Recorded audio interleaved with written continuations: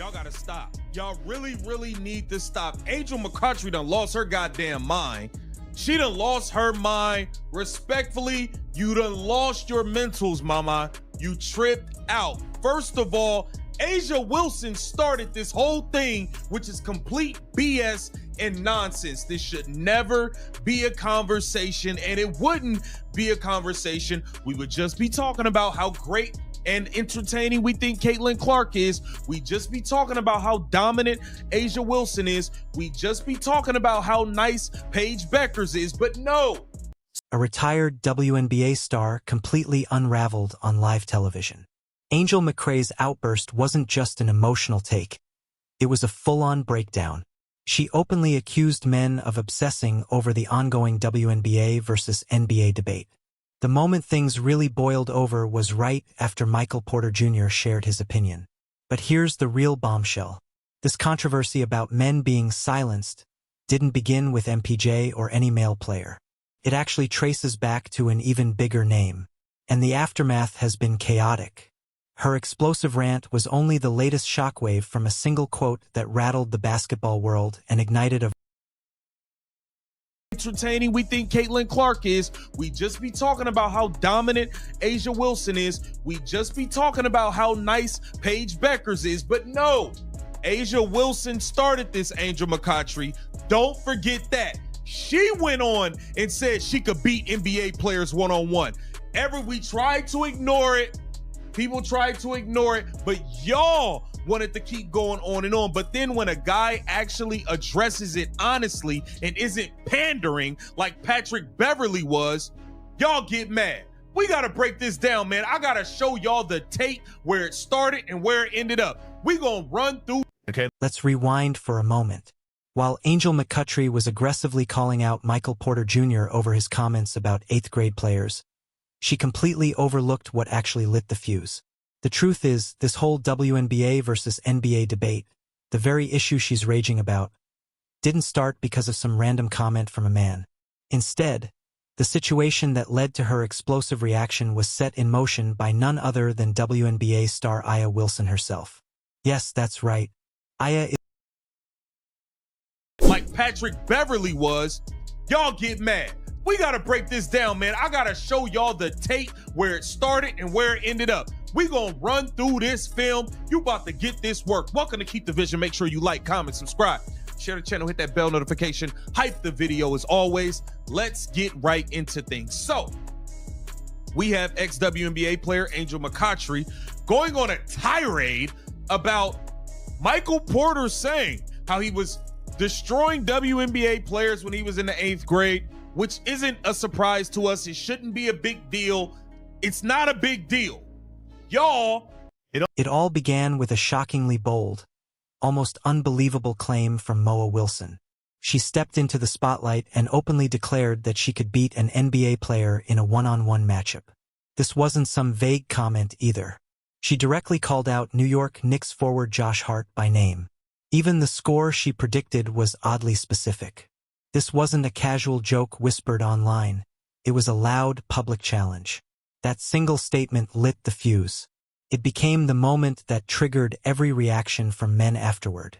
At first, some tried to brush it off, laughing it away. But the challenge was already out there. Once she said it, the gauntlet was thrown, and the debate's Angel would later despise. Play 8 to 11. Me. So she's saying she can beat New York Knicks forward Josh Hart in a one-on-one 8 to 11. We all know it's nonsense.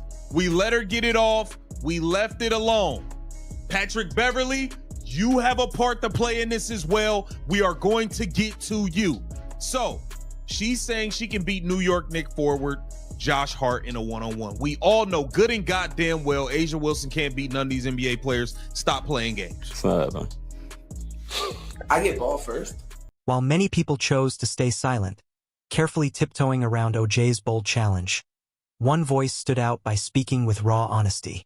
That voice belonged to former NBA guard Jeff Teague. He wasn't interested in sounding polite or politically correct. There was no sugarcoating at all, just straight truth. When Teague was asked about A'ja's claim, His response was quick and clear. He simply said, "No way, she can't." His goal was to move forward and give respect to both sides for their own greatness, without pushing a comparison that just doesn't make sense.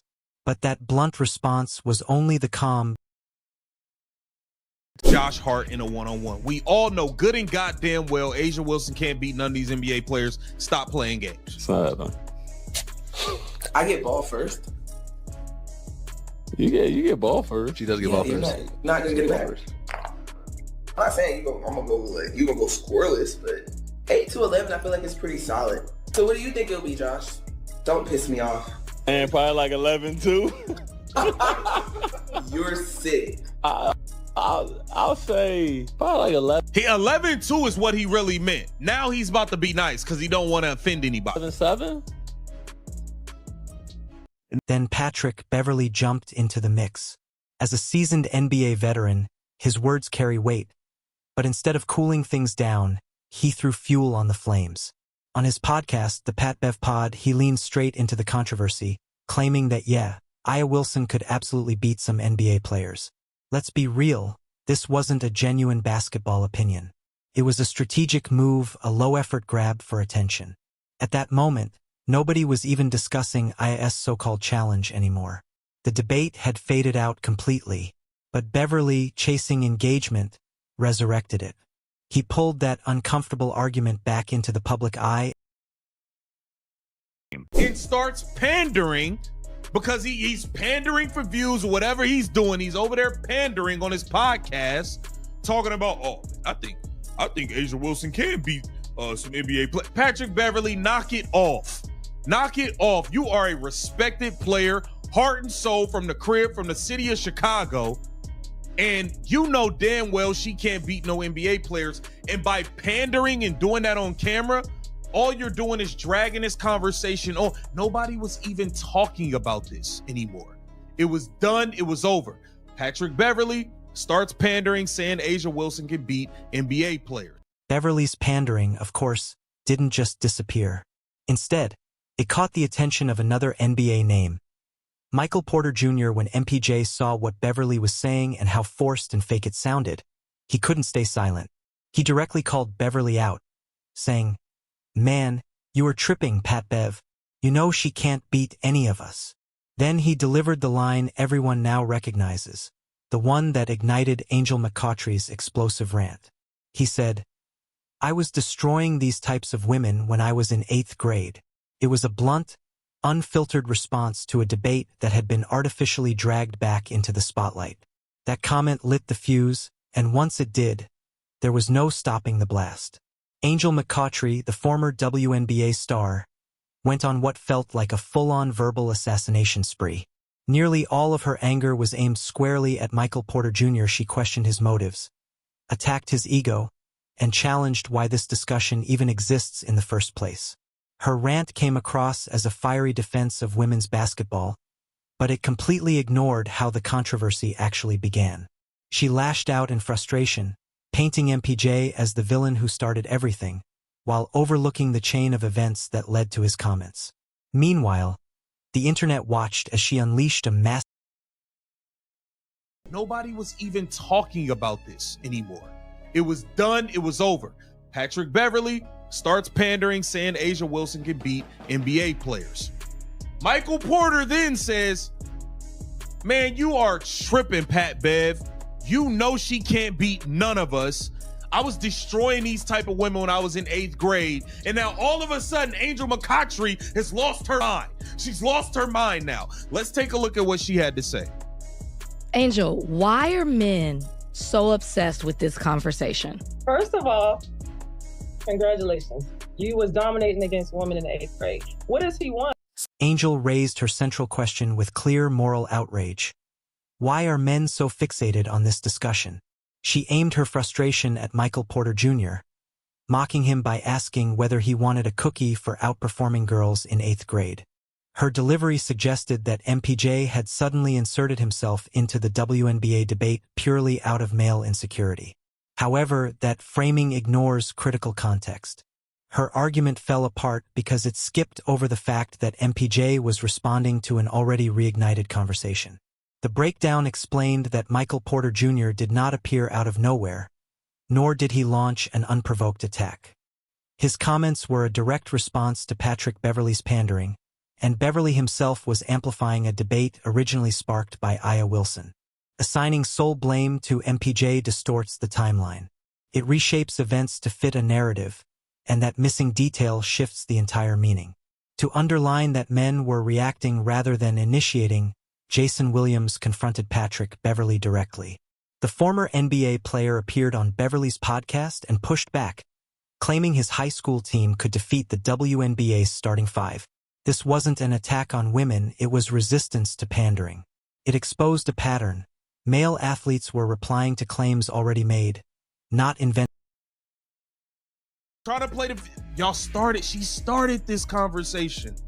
Men did not start and create this conversation.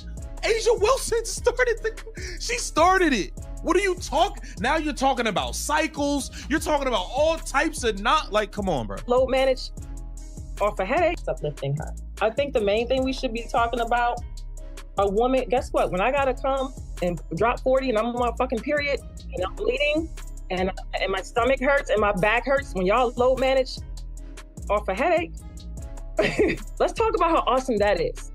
Let's talk about how awesome it is that women, we have these babies. The pattern became impossible to ignore.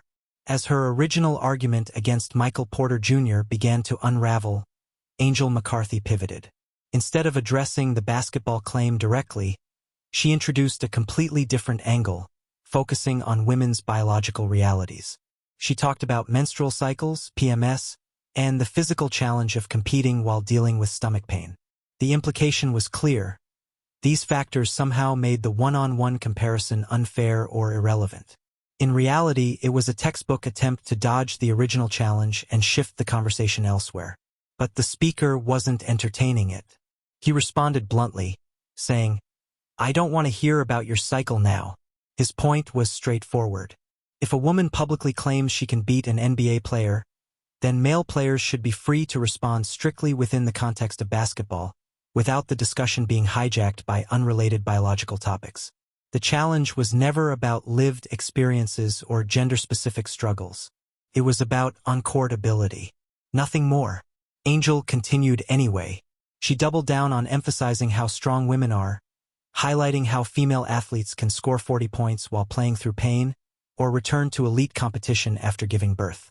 Her goal was to reframe the entire debate around resilience and toughness, steering it far away from that controversial one-on-one matchup.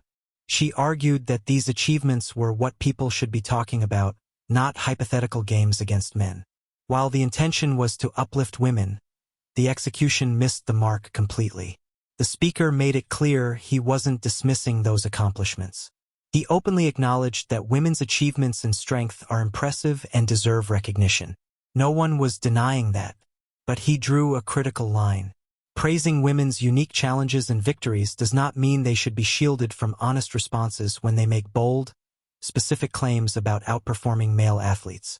You can't make an extraordinary statement and then expect silence when it gets challenged.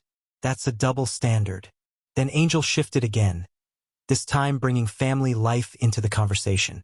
She talked about how difficult it is for women to manage a husband, raise children, and still dominate professionally. She argued that this added responsibility makes women's accomplishments even more impressive, suggesting that male athletes don't face the same burden at home. The message was obvious.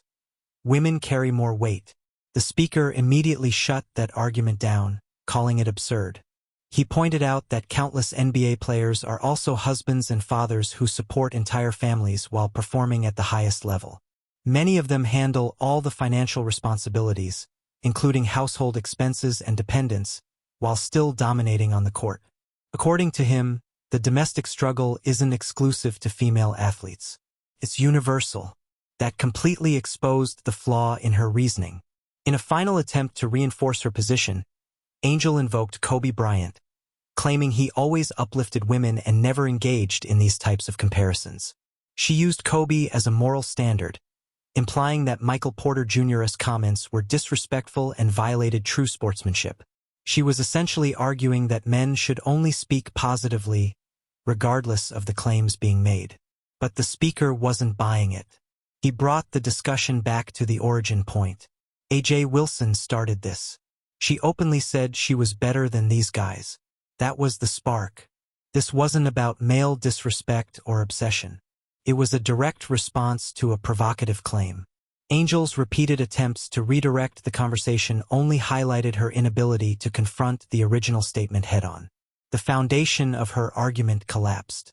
Still unwilling to acknowledge where the debate began, Angel challenged Michael Porter Jr. to come practice with them, suggesting he'd gain respect if he truly saw how hard they worked. It was another familiar tactic. Dismiss the criticism by questioning the critic's understanding rather than addressing the actual claim. The speaker called it out instantly. He labeled it delusion and said MPJ would be stunting on them.